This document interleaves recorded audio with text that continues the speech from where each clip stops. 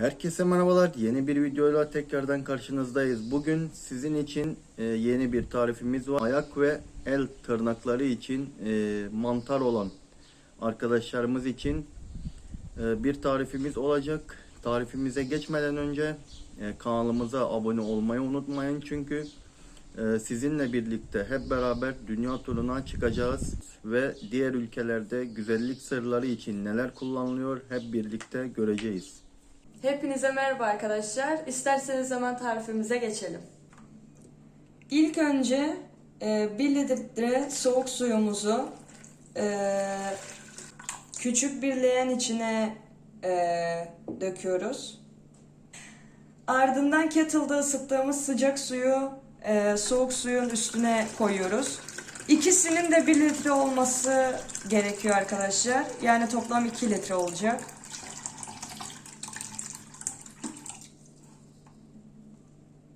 Evet. Ilık suyumuz hazır şu an. Elimizde bir çay bardağı deniz tuzumuz var arkadaşlar. Bunu gezdire gezdire dökün. Siz normal tuz da kullanabilirsiniz eğer evinizde deniz tuzu yoksa. Ama deniz tuzunu daha fazla öneririm. Çünkü ayak mantarlarına en iyi gelen şeylerden biri deniz tuzu. Tırnak ve ayak mantarı tıp dilinde onikomikoz olarak da biliniyor arkadaşlar. Tırnak ve ayak mantarı hastalığı dünya üzerinde en çok görülen hastalıklardan bir tanesi. Dünyanın 3'ünde görülen bu hastalık daha çok erkeklerde görülüyor arkadaşlar. El tırnaklarından ziyade daha çok ayak tırnaklarında görülmesinin sebebi sürekli olarak çorap giymemiz ve bu mantarın yayılmasını hızlandırmasıdır. Bir çay bardağı elma sirkesi koyacağız arkadaşlar. 2 litre su, 1 çay bardağı deniz tuzu ve 1 çay bardağı elma sirkesi koyup karıştırdık. Tuzumuz erimiş durumda arkadaşlar şu an.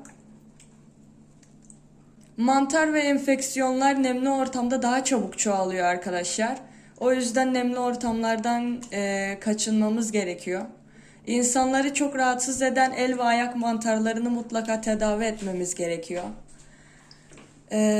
El ve ayak mantarının tedavisi son derece zor ve uzun süreçli. O yüzden önceden önlemimizi almamız gerekiyor.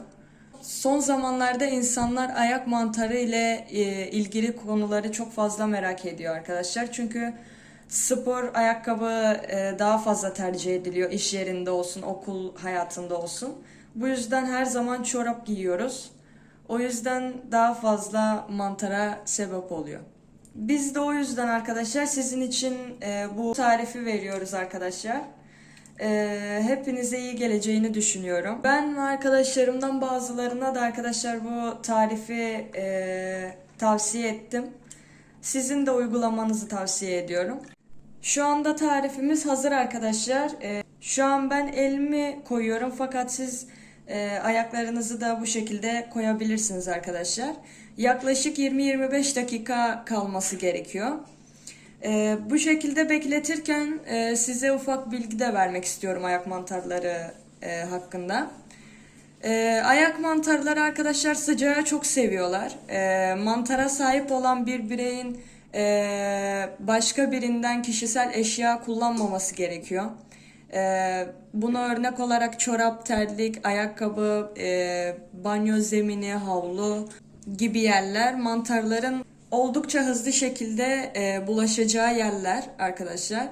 Bu yüzden eğer mantarlara sahip olan bir arkadaşınız varsa kesinlikle hiçbir eşyasını kullanmanızı önermiyorum.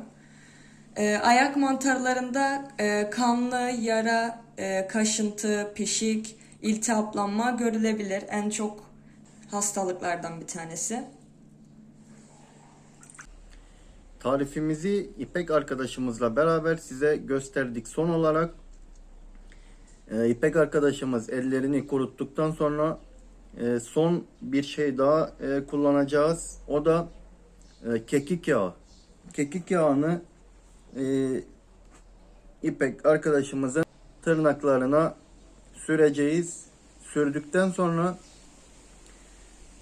bir bez yardımıyla parmaklarınızı kapatabilirsiniz ve 1 saat 2 saatte bekletebilirsiniz. Şimdi hemen kekik yağını İpek arkadaşımızın tırnaklarına sürüyoruz.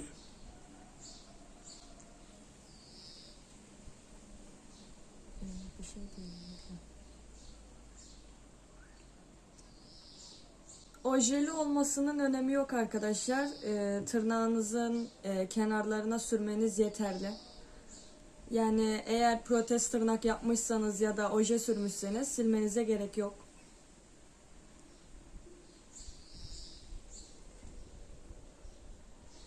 Evet, bu şekilde kekik yağını İpek arkadaşımızın tırnaklarına sürdük. Bunu dediğimiz gibi bir bez yardımıyla ya da pamuk yardımıyla da kapatabilirsiniz ve bu şekilde 1 saat 2 saat bekletebilirsiniz. Senin eklemek istediğin başka bir şey var mı İpek? Az malzemeden elde ettiğimiz tarifimizi şu an sürmüş bulunuyoruz. Birkaç gün boyunca bunu ya da bir hafta boyunca her gün sadece bir kere kullanmanız yeterli olacaktır arkadaşlar. Dediğim gibi ojeli olması sıkıntı olmaz ya da protez tırnak yapmışsanız sıkıntı değil. Sadece tırnağınızın kenarlarına sürmeniz gerekiyor. Faydasını göreceksinizdir arkadaşlar günden güne. Eğer faydasını görürseniz de yorumlarda belirtin. Bugünlük de videomuzun sonuna geldik arkadaşlar. Diğer videolarda görüşmek dileğiyle. Kendinize iyi bakın. Kendinize dikkat edin.